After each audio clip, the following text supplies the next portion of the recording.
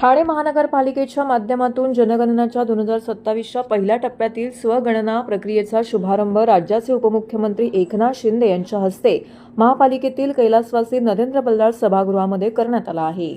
महापौर शर्मिला पिंपळकर व उपमहापौर कृष्णा पाटील यांनी स्वतः स्वगणना केली। यावेळी त्यांनी जनगणना ही महत्त्वाची असून नागरिकांनी स्वयंस्फूर्तीने QR कोडच्या माध्यमातून स्वगणना करून प्रशासनाला सहकार्य करावे असं आवाहन केलं आहे। जनगणनेबाबत जनजागृती करण्यासाठी केंद्र सरकारने मॅस्कोट तयार केले असून प्रतिकात्मक स्त्री आणि पुरुष यांचे कटआउट तयार करून त्यांना विकास व प्रगती अशी नावं दिली आहेत। घरोघरी जनगणनेसाठी येणाऱ्या प्रगणकांना नागरिकांनी सहकार्य करून आपली अचूक माहिती द्यावी। ती माहिती गोपनीय ठेवली जाणार असल्याचं आयुक्त सौरभ राव यांनी नमूद केलं आहे। आपले सरकार राज्यातील प्रत्येक व्यक्तीचा विकास आणि कल्याणासाठी पूर्णपणे कटिबद्ध आहे।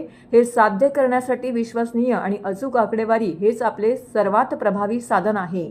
आपणास माहीतच आहे की जनगणना 2027च्या पहिल्या टप्प्यातील स्वगणना 15 मे 2026 पर्यंत सक्रिय राहणार आहे। याबाबत ठाणे महानगरपालिकेच्या मुख्यालय स्तरावरती मदत कक्षाची निर्मिती करण्यात आली असल्याचं सहाय्यक आयुक्त सचिन बोरसे यांनी नमूद केलं आहे।